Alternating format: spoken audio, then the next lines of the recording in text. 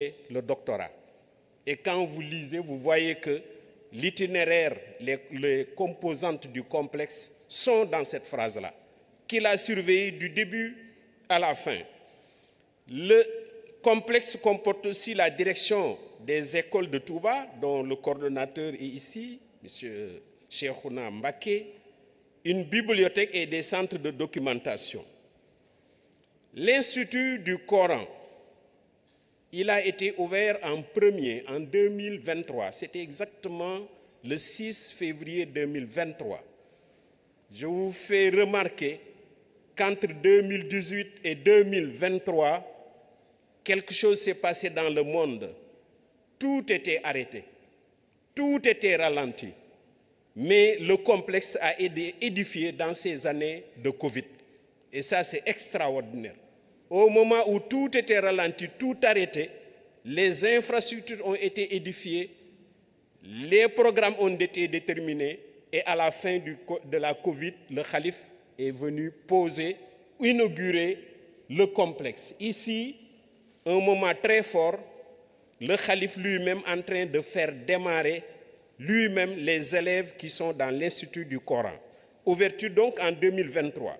L'objectif, c'est d'apprendre le Coran dans l'orthodoxie mouride et de démarrer l'éducation religieuse des apprenants. Le directeur, c'est Serigne Fallou Mbaké, connu dans le milieu mouride, encore plus connu parce que c'est lui qui dirige la prière pendant le ramadan du Tarawih, ou Nafile en Wolof.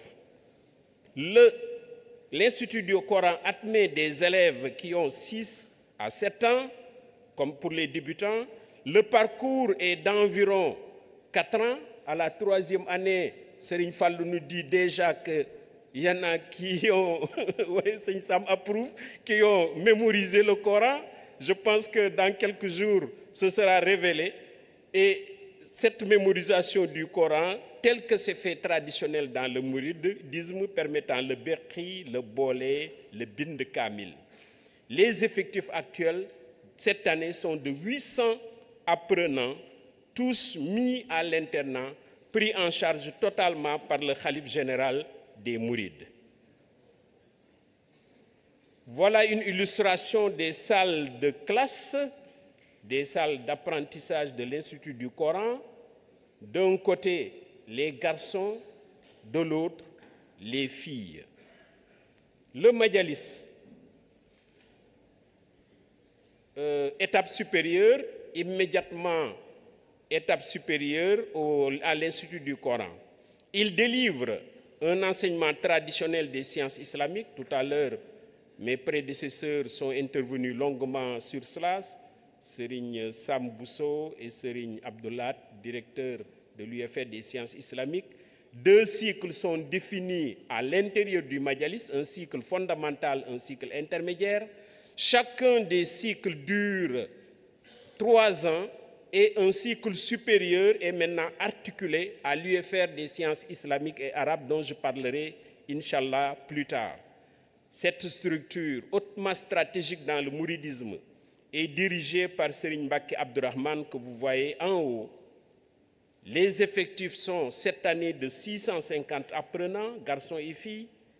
Le programme comporte les sciences islamiques, théologie, tasawwuf, hadith, biographie du prophète, biographie du cheikh et de ses grands compagnons. Cela comporte aussi l'étude des langues et littératures arabes, les sciences humaines et sociales telles que la sociologie, la philosophie, la psychologie, mais également l'astronomie. Quotidiennement, nous voyons ces jeunes élèves étudier toutes ces disciplines dans le complexe. Les débouchés, évidemment, c'est d'abord la spiritualité qui est l'objectif du débouché. Ici, on ne met qu'un débouché qui est symbolique, mais c'est le produit formé, ce produit transformé, comme le disait tout à l'heure un de mes interlocuteurs, qui est le principal débouché du Majalis.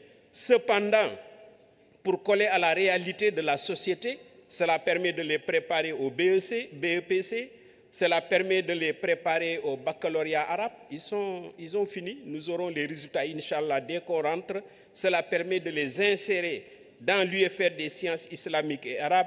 Ça permet de leur faire exercer les métiers de la religion musulmane Et pour ceux qui le voudront, nous vous le démontrerons, ils pourront aussi aller dans les facultés maintenant à vocation scientifique. Le centre de formation professionnelle, édité à la demande du Khalife général des Mourides par le gouvernement du Sénégal et implanté donc par le ministère de la formation professionnelle, il forme aux différents métiers dont la communauté a besoin, dont Touba a besoin, dont le Sénégal a besoin, une capacité d'accueil prévue de 1000 apprenants qui va former les jeunes de Touba et environ, mais cible principalement les sortants des Dara qui n'ont pas voulu continuer dans certains cycles classiques comme le collège, le lycée ou l'université. C'est ce centre qui va leur permettre d'acquérir des formations professionnelles, de commencer à servir leur famille, à servir la communauté, à servir le pays. Dans ce centre, nous insistons sur l'insertion à l'emploi. L'université Cheikh Ahmadoul Khadim, les missions, ce sont celles du complexe que j'ai cité, que nous avons organisé, polarisé autour de 4 axes. Le premier, c'est la formation en sciences islamiques et les métiers. Le deuxième, c'est la recherche. Le troisième, c'est le service à la communauté ou khidma. Le quatrième, c'est l'accompagnement à l'insertion de tout étudiant diplômé de l'université Cheikh Ahmadoul Khadim.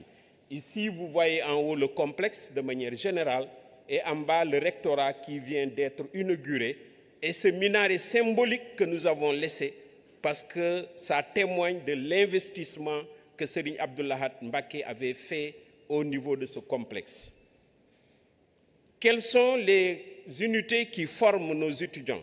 Nous avons 4 UFR et 2 instituts.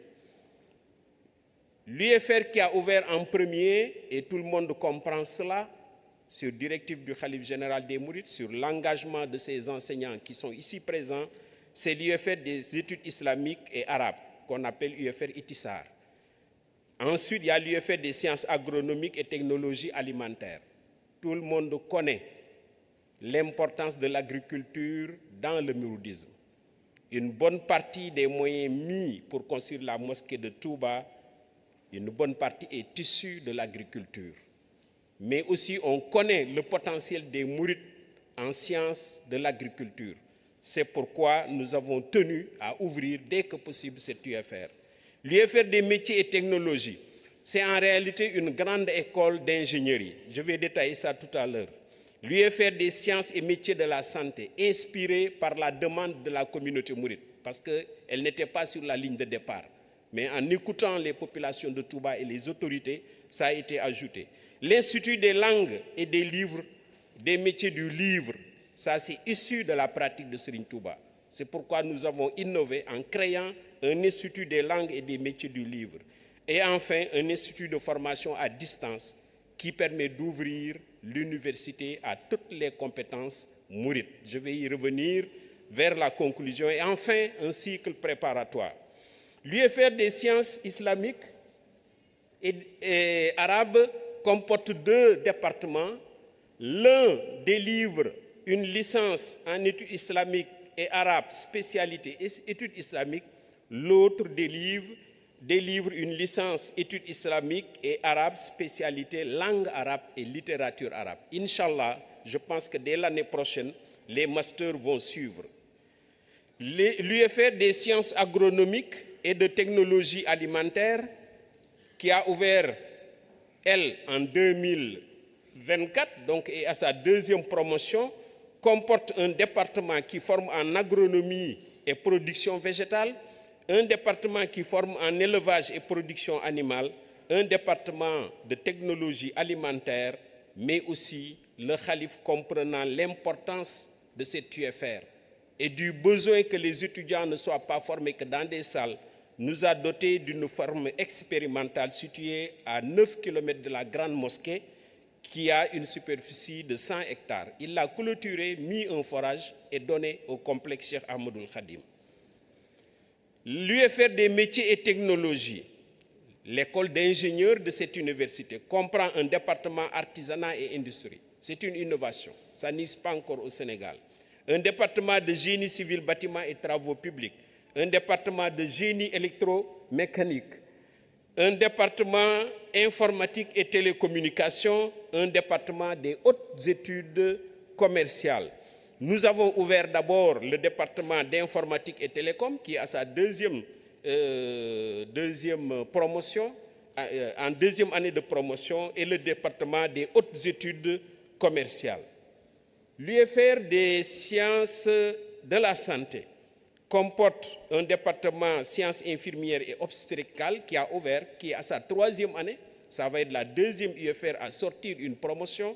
Inch'Allah, c'est dans début 2026. Plus tard, il est prévu d'ouvrir le département de médecine qui formera des médecins, le département de pharmacie pour former des pharmaciens et plus tard le département de chirurgie dentaire. Ici, vous voyez une des salles de travaux pratiques de cette UFR. L'innovation, fort utile, nous pensons, à la communauté, c'est d'instaurer un institut des langues et des métiers du livre qui forme aux langues, les langues internationales, français, anglais, arabe, toute autre langue utile, on se prépare, mais aussi les langues nationales, à la traduction et à l'interprétation des conférences, à la formation des métiers du livre, archivistes, bibliothécaires, documentalistes, spécialistes en édition, en numérisation, en relure, en restauration de livres. Vous savez que ça, c'est immense, le besoin de restauration de livres. Mais aussi, c'est cette institution qui va porter la vulgarisation des travaux scientifiques des écrivains mourides. Là aussi, je vous lance un appel qu'on pourra développer plus tard. L'Institut de formation à distance, c'est pour coordonner tout ce qui est formation à distance. Vous savez que maintenant, une université ne peut pas se dire moderne si les enseignants ne peuvent pas être là où ils sont et intervenir sans être obligés de venir à Touba.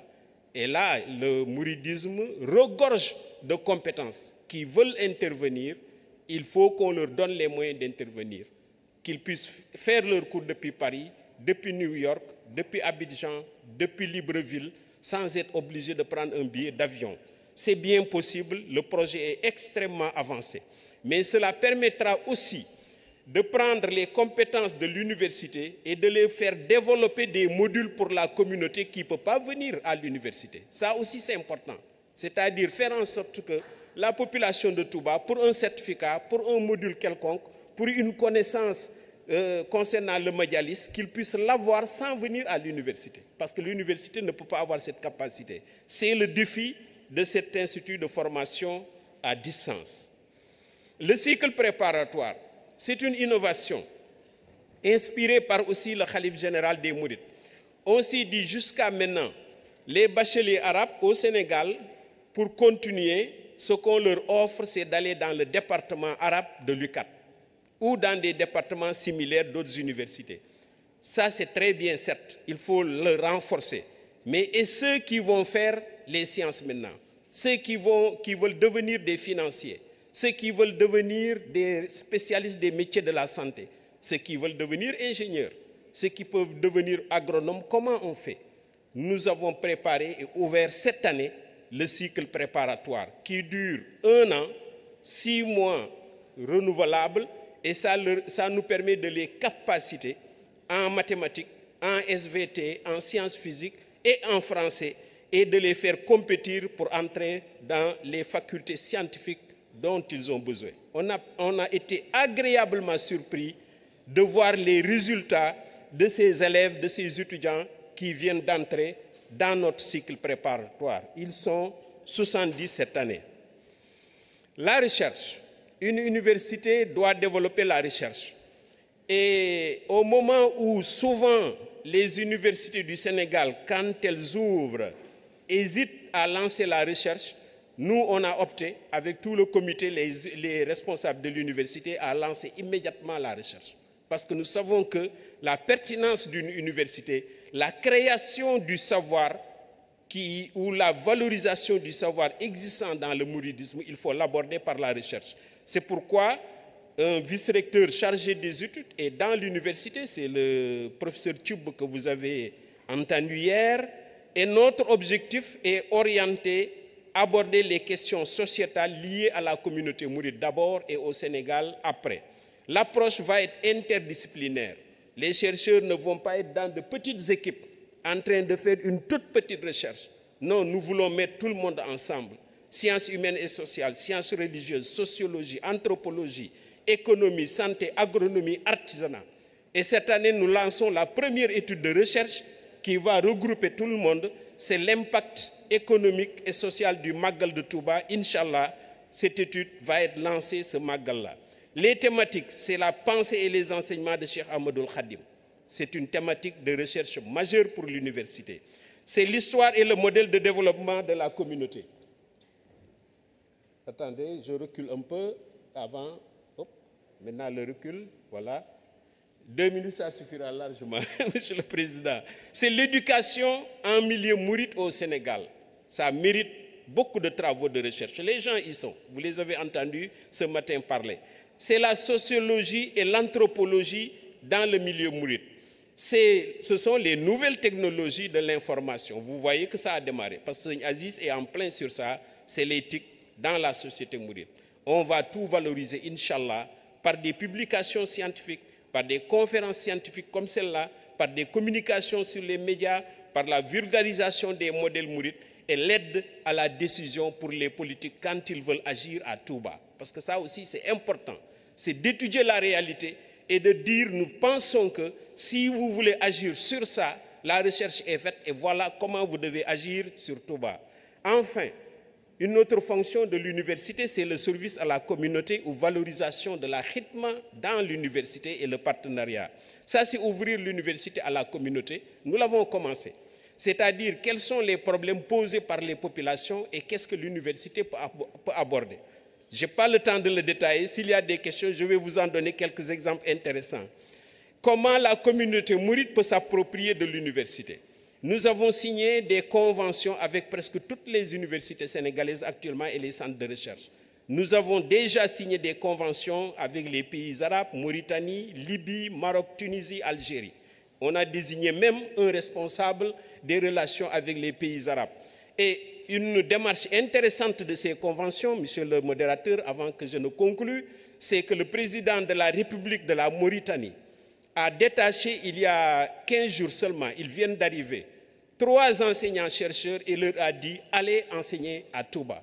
Ils sont arrivés, c'est un geste extraordinaire, extraordinaire. Nous avons tenu une réunion avec eux, avec les responsables. Ils sont d'un très grand niveau et sont très enchantés de mettre le pied à l'université de Touba. La même démarche sera entreprise pour les autres pays. Beaucoup de pays visitent l'université et nous disent on est prêt. C'est par exemple la France, la Russie, l'Éthiopie, Centrafrique, pour ne citer que ça. Ce qui l'illustre, c'est à l'inauguration, vous voyez la présence de personnalités étrangères mixées à la communauté mouride. Et c'est cela le complexe Cheikh Ahmadoul Khadim. En conclusion, ce que je vais conclure, ce sont les mots que Serigne Mountakha utilise quand il parle du complexe. Il dit « Tambale len ci souf, ba ca kaw te yonal len ».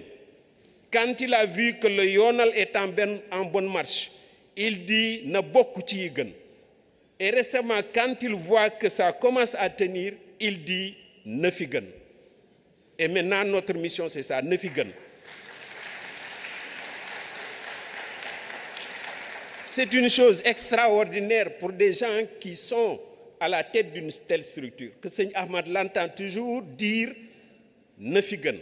Que nous, si on organise qu'il est au courant, il dit « na fi gën ». Mais tout cela, en réalité, il avait posé les bases parce que lors de l'inauguration, mais tout le monde l'a entendu dire du complexe qui venait de poser sa première brique, Boumoulal Souf. Boumoulal Souf. Ça veut tout dire. Bi mu xamee ne dootul laal suuf mu ne na bokk ci yi gën léegi nag daf ñuy wax na fi gën. Voilà l'université, voilà le complexe qu'on vous présente qui s'ouvre à vous tous. On a besoin de vos compétences. L'université, c'est votre université. Wassalamu alaikum wa rahmatullah.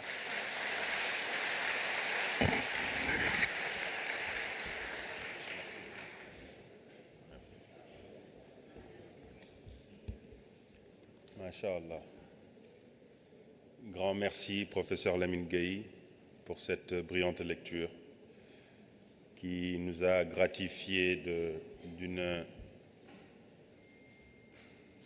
clarification sur l'entreprise de complexe international Khadim Rassoul, qui est une entreprise très vaste à ce qu'on a pu voir, qui intègre, comme je l'ai dit tout à l'heure, 2 dimensions, notamment la dimension fondamentale, c'est-à-dire religieuse, spirituelle, mais aussi la dimension terrestre, puisqu'en fait, ça regroupe la volonté de notre Créateur. Lorsqu'il a implanté l'humain sur Terre, il ne veut pas prendre la Terre comme un lieu d'habitation pérenne.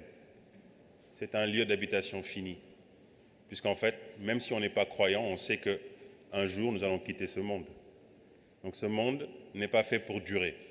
Ce monde a une fin. Donc il ne faut pas consacrer les efforts, les intentions, les aspirations à la seule ambition terrestre. Lui-même, il le dit dans un de ses écrits, la fonction de la dunya, c'est-à-dire la vie terrestre, c'est quoi? Zad lil jinan. Il prend sa provision sur terre pour justement préparer le durable, c'est-à-dire al-akhirah. Donc tout ce que l'on a vu aujourd'hui, je vais tenter de faire un petit résumé, mais tout ce que l'on a vu aujourd'hui et même hier, en voulant montrer que Serigne Touba était un grand artisan de la paix,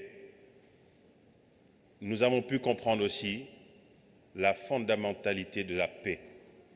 Et Serigne Cheikhouna Abdou Wadoud a brillamment expliqué les liens qu'il fallait faire entre le mot salam, paix, et l'islam. Ça veut dire que si Dieu lui-même dit « Je n'ai agréé pour vous que l'islam comme religion », ça veut dire qu'il a intégré dans notre credo la notion de paix. Puisqu'en fait, tout ce qu'on veut faire, quelles que soient les aspirations, nous ne pouvons le faire que qu'en temps de paix. Mais la paix, ce n'est pas seulement autour de nous, il faut d'abord l'incarner, la paix. Donc ça veut dire que les valeurs religieuses que l'on nous apprend créent un logiciel intérieur fonctionnant sur le credo de la paix. C'est ça en fait qu'il faut comprendre. Et ça, Serigne Touba, il l'a intégré en lui-même, ça fait partie de son patrimoine. Et c'est ça l'entreprise qu'on a eue à travers cette conférence, c'est de pouvoir montrer à quel point, notamment l'islam, intègre des valeurs de paix, mais aussi le modèle du prophète, alayhi salatu wassalam, et l'héritage qu'a incarné, l'héritage du prophète qu'a pu incarner Cheikh Ahmadou Bamba, en étant lui-même un acteur de la paix, dans des contextes très difficiles. Je ne rentrerai pas dans les détails, les intervenants l'ont brillamment expliqué. Il a été persécuté pour des raisons qui n'étaient pas valables, mais il a toujours incarné la paix, des notions de non-violence, et il les a parfaitement intégrées.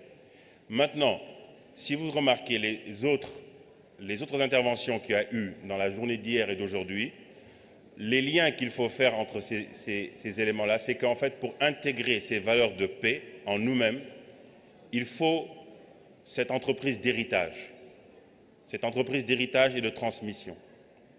Puisque ce qu'a pu faire Cheikh Ahmadou Bamba, c'est bien beau de venir en parler ici à l'UNESCO, mais si chacun de nous n'arrive pas à reproduire ce schéma, il n'aura pas réellement réussi.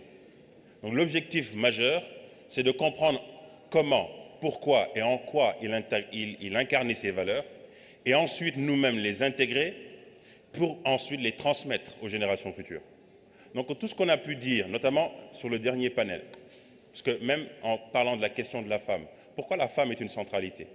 Parce qu'en fait, la femme a un rôle, on va dire, c'est un rôle charnière, puisqu'en fait, il est entre en islam, il est entre le mari et les enfants. Mais ça ne veut pas dire qu'elle a seulement un rôle cantonné au foyer, puisqu'en fait, la première femme modèle en islam, qui a cru en premier le prophète Mohammed, était intégrée dans une vie professionnelle développée. Ce qui veut dire qu'en fait, la femme n'est pas seulement cantonnée, comme l'a brillamment expliqué Sokhna May Mbacké, n'est pas seulement cantonnée au rôle du foyer, mais peut être une actrice majeure dans tous les éléments de la société. Mais d'abord, il faut qu'elle soit éduquée, qu'elle soit valorisée. Et ça, ce n'est pas des choses qu'on va nous apprendre, nous les mourides. Nous avons des exemples multiples, comme elle a pu le citer, dans le mouridisme. Mais tout ceci montre que tout ce qui importe de la société, parce que quand vous regardez les débats aujourd'hui dans le monde, et notamment ici en France, il est beaucoup question de la valeur de la femme, il est beaucoup question de l'éducation, de ce que va devenir les jeunes en France, de ce que vont devenir les jeunes en France. Et toutes ces questions-là, en fait, ils n'ont pas encore les solutions. Mais nous avons des modèles. C'est pour ça qu'en fait, ce n'est pas qu'on ne va pas sourire aux autres, mais nous avons suffisamment de modèles qui nous servent déjà et qui sont authentiques et qui sont vérifiés et qui ont réussi. C'est ça la réalité de Cheikh Ahmadou Bamba. Son modèle, sa reproduction en termes de modèle a déjà marché. C'est quelque chose qui marche, qui a réussi. Donc si nous sommes dans cette dynamique de faire une conférence comme celle-ci, de démontrer la réalité de ce que l'on dit, ce n'est pas seulement pour le dire, mais il faudrait qu'on s'investisse aussi, nous tous, pour que ce soit continuellement une réalité. Et ça me permet de faire une passerelle sur les projets innovants qu'on a entendus aujourd'hui, notamment le musée du mouridisme. C'est un projet qui est très, très important, puisqu'en fait, il faut se projeter sur des siècles. Si dans 2 siècles, nous ne faisons pas le travail qu'il faut pour préserver la mémoire du Cheikh, pour préserver l'authenticité des récits, des écrits, de son patrimoine, vous imaginez, on pourrait raconter tout et n'importe quoi sur le Cheikh, puisque des gens ont déjà eu cette entreprise. Mais la raison pour laquelle ils n'ont pas encore réussi, c'est parce que le Cheikh lui-même a pu écrire, a pu laisser des traces concrètes. Maintenant, ce n'est pas seulement les écrits de Cheikh Ahmadou Bamba qu'il faut préserver, il y a d'autres éléments à préserver, qui est un patrimoine immatériel.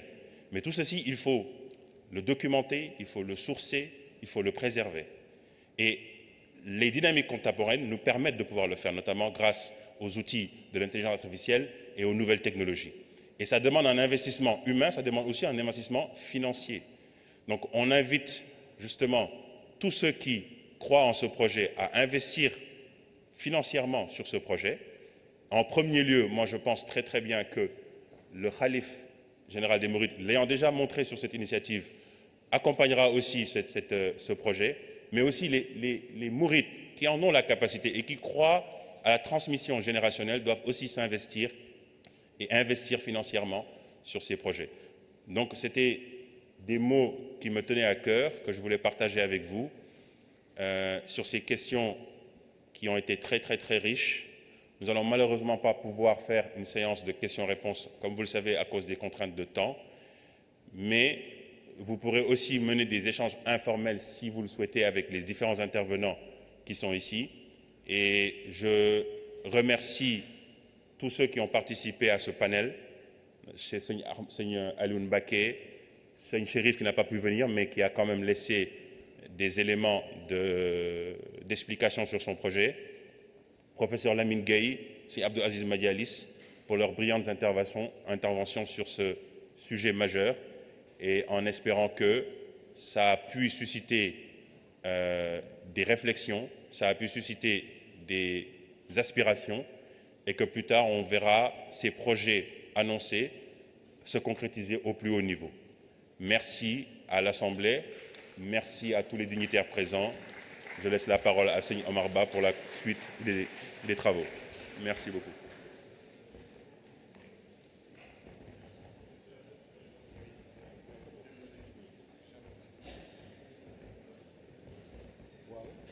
Merci beaucoup, Seigneur Leyti, et au professeur Lamine Gueye pour cette brillante présentation du complexe Cheikh Ahmadoul Khadim.